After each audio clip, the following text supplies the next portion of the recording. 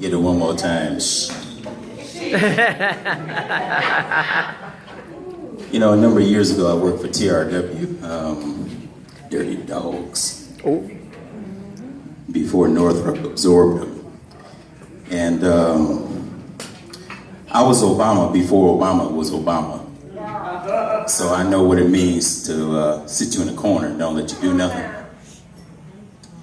And I had a wealth of experience.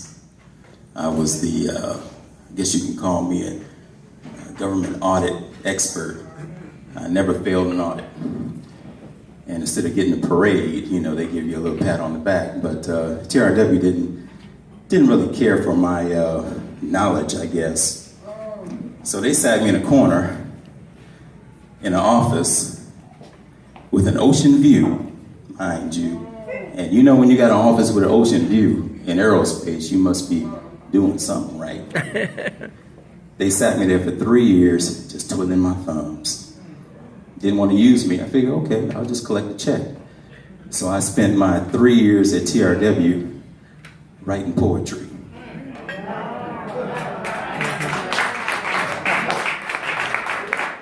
So I know what's up with Obama. I saw it before he saw it, that they wouldn't let him do what he needed to do. But I sat there, and for some, you know, God is, well, you know, all those words, but when it's a personal thing with you, I mean, there's really no words. But for some reason, the word black and white came to mind, and I just wanted to see, you know, what Webster had to say. So Webster has some pretty wonderful things to say about white, but has some pretty awful things to say about black. So I said, let me straighten this out. So I wrote this called Indubitably Black. Can you say it indubitably? Indubitably. Black. Black is the color that lets you see white. How would the moon shine if there were no night? For classy occasions where formal attire applies, there are strict requirements for evening gowns, limos, and a black tie. Now just look at our people. A variety of colors are we. But you know what they say, the sweeter the juice, the blacker the berry. That ain't being vain. That's just stating a fact. The color that has more impact is indubitably black. Now, black isn't just our skin. Love for black is in our hearts. God created day, but he first created dark. Therefore, only God's marvelous light can outshine the darkness, not white. But even if you ain't black and can be seen clear through, you do have a black shadow that sticks very close to you. Now, I don't recall seeing a shadow that wasn't black. Black is revered, is dominant. The strongest coffee is black. The Phantom, Batman, Zorro, even my man Dracula would just be regular old boys without black. But what I simply seek to imply is that there's much more to black than meets the eye.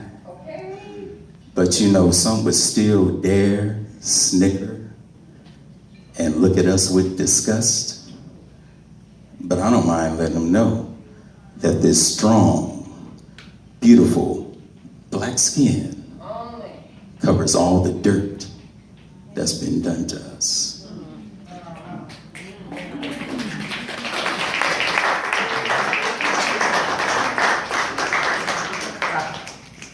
I think I will do this, Greg.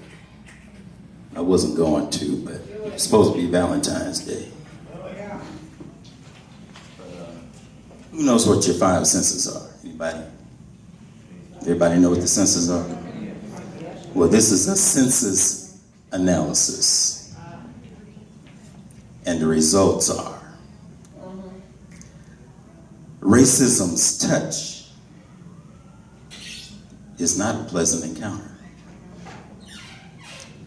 Racism will not hear the cry of its tormented prey. Racism cannot see its own death at judgment's final fury. Racism does not smell the stench of its eternally bleeding soul. Racism shall never taste the sweetness of total victory.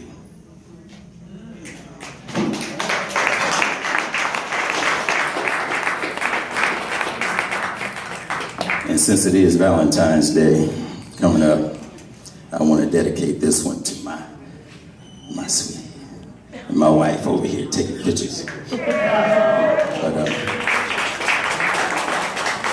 this is called Slumbering Soundzzz.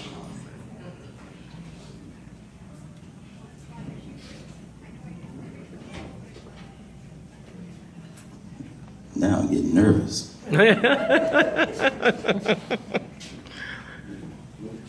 I'm supposed to know this.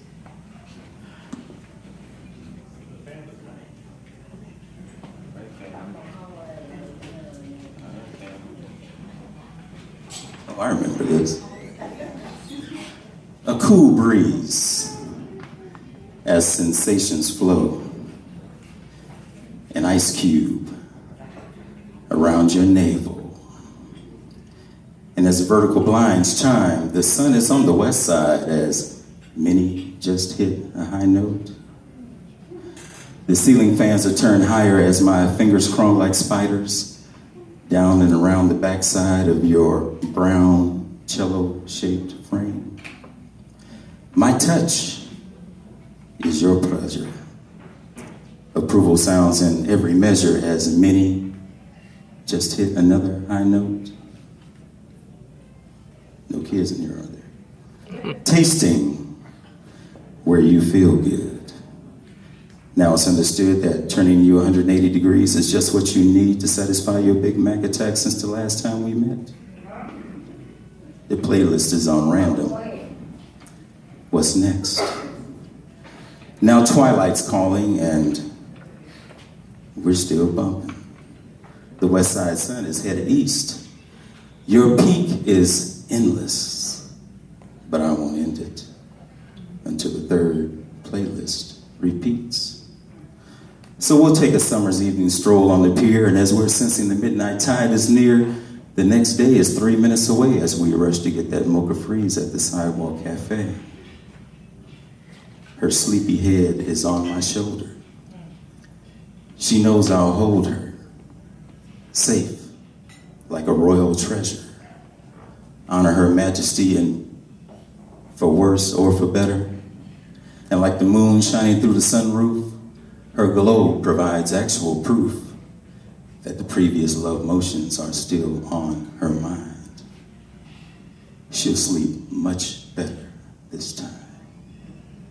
But got to get up and go to work the next day. I can think of a much better way to spend my day. So I'll try to work less for the man and work harder with my woman. He'll try to put me out on the street, but she'll lay me back and massage my feet. But if I sense her stress from the world, I'll cook dinner, run her a bath, sit on the side so I can massage, wash, and stroke her hair, then sit her in her favorite chair. Treat her like the queen bee, because a little later she might give me some honey. But you see, I'm not shy when I reach the tops of her thighs, because just beyond that lies the world's entire honey supply. And once we get started, oh, it's hard to stop. So I'll work till she gets hers first, and then I'll launch my sensual burst of warm ecstasy. And then after a repeat performance, We'll caress lovingly while making eye contact that's complimentary. And then, much like breastfed infants, we'll go to sleep in an instant. We wore each other down. All that's left are slumbering sounds. Thank you. Talk about your thing. I do have CDs. If anyone is interested in CD, I do have them for sale here. So just come see me.